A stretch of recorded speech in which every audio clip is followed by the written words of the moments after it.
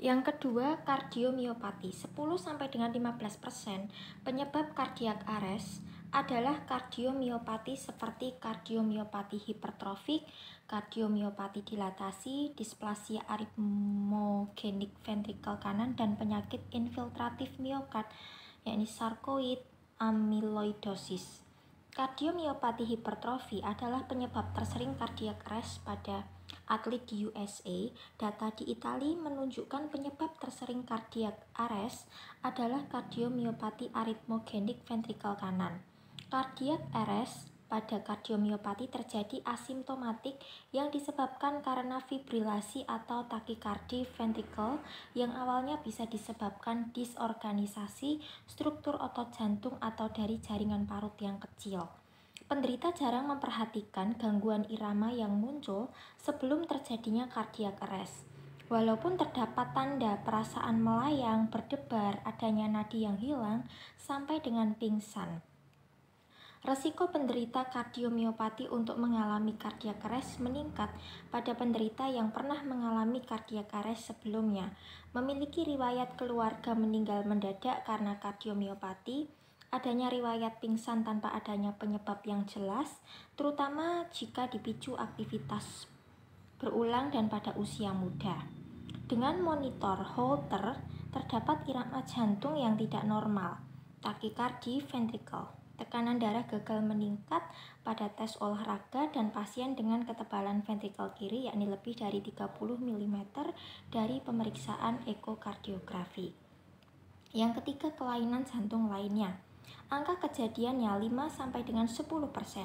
Laporan dari Edwards Registry of Cardiovascular didapatkan dengan menggunakan pemeriksaan genetik. Hanya 17% yang diidentifikasi mempunyai kelainan genetik. 22% ditemukan memiliki salah satu dari beberapa kondisi jantung genetik yakni sindrom QT panjang N sama dengan 4, kondisi elektrofisiologi jantung non-struktural tak dikenal N sama dengan 1. Yang ketiga, kelainan struktur jantung kongenital, anomali arteri koronaria.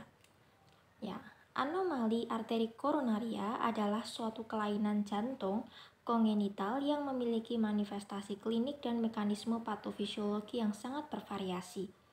Klasifikasinya meliputi kelainan awal pembentukan, kelainan anatomi intrinsik arteri koronaria, kelainan pada pembentukan akhir arteri koronaria, dan kelainan anastomosis vena. Kelainan yang mendasari terjadinya penyempitan dan terkait dengan mekanisme stenosis adalah hipoplasia arteri koronaria, kompresi lateral, dan stenosis pada segmen yang panjang. Stenosis inilah yang pada akhirnya mampu memberikan manifestasi klinik kardiak arrest. Faktor genetik yang terdokumentasi berkaitan dengan infak miokard adalah lokus golongan darah A dan B.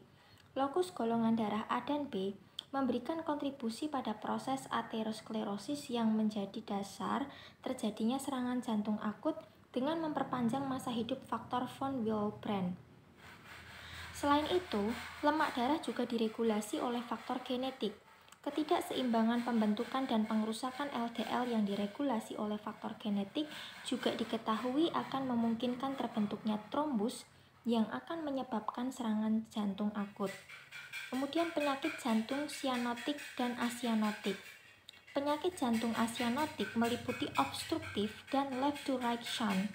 Penyakit jantung sianotik meliputi obstruksi ke sirkulasi darah pulmoner, misalnya tetralogy of Fallot, pencampuran yang komplit sirkulasi yang kembali ke jantung antara vena sistemik dan vena pulmonaris, misalnya pada anomali vena pulmonaris total dan double inlet ventricle kiri, dan sirkulasi paralel, misalnya transposisi arteri besar.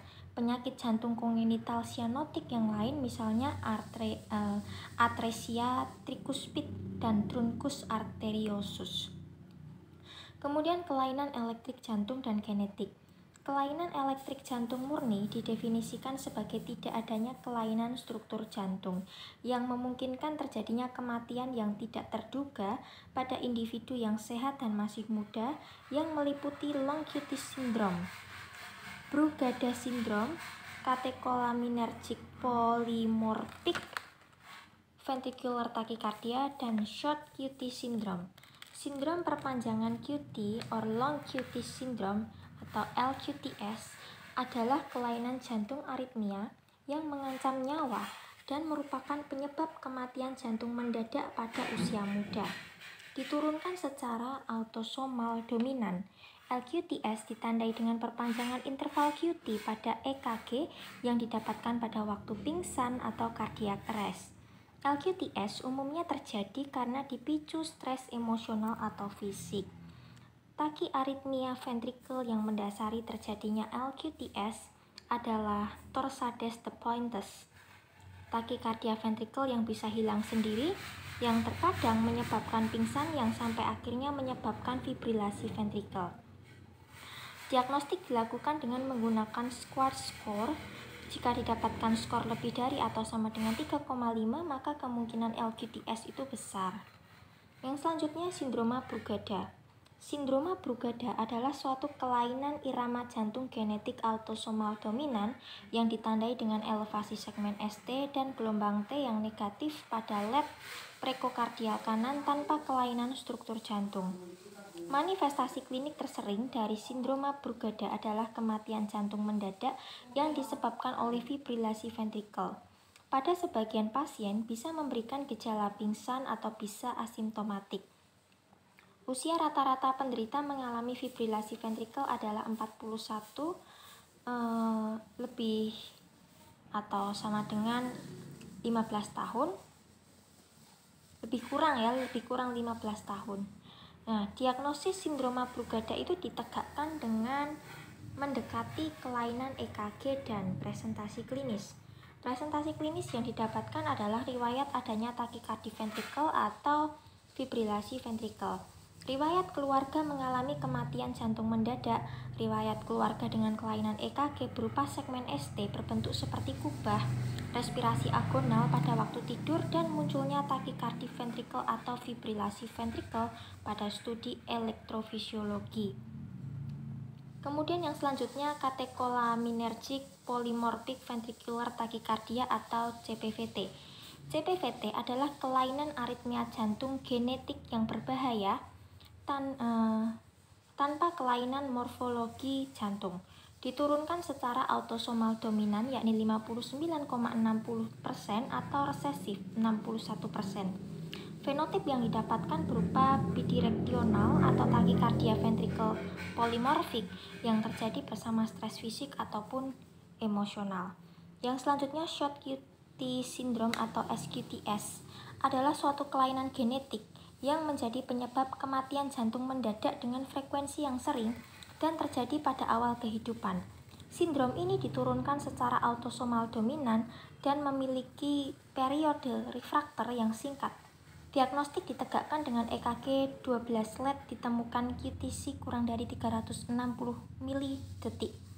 Diagnostik ditegakkan jika penyebab SQTS sekunder, yakni hiperkalemia, hiperkalsemia, hipertermia, asidosis, efek katekolamin, perubahan segmen ST terkait aktivasi KATP dan KACH dan efek obat seperti digitalis disingkirkan. Data menunjukkan dari 29 penderita SQTS 62% asimptomatik, 34% mengalami cardiac arrest, 28% merupakan manifestasi klinik yang pertama dan 2 diantaranya terjadi pada bulan pertama kehidupan. 24% mengalami pingsan dan 31% mengalami berdebar dengan irama yang terekam fibrilasi atrial. Kemudian masuk ke bab pemeriksaan klinis. Tanda terpenting cardiac arrest pada dewasa adalah tidak sadar dan tidak bernafas. Adanya tanda tersebut itu menunjukkan bahwa tidak terdapat darah dan oksigen yang mencapai otak dan berbagai organ vital. Terdapat 5 faktor kunci yang diketahui berkaitan dengan angka kelangsungan hidup cardiac arrest yang terjadi di luar rumah sakit, yakni yang pertama adalah kejadian arrest tersebut itu diketahui oleh bystander, yakni 6,4% sampai dengan 13,5%. Yang kedua, kejadian ARES tersebut diketahui oleh petugas yang terlatih dalam hal kegawat daruratan atau Emergency Medical Service atau EMS 4,9 sampai dengan 18,2%. Yang ketiga, dilakukannya CPR oleh bystander sebelum petugas datang 3,9 sampai dengan 16,1%. Yang keempat, irama jantung yang terjadi. Hal ini ditentukan oleh petugas EMS saat tiba, yakni 14,8 sampai dengan 23%. Yang kelima adalah respon pasien terhadap tindakan pertolongan kegawat daruratan atau ROSC ketika di tempat kejadian, yakni 15,5 sampai dengan 33,6%.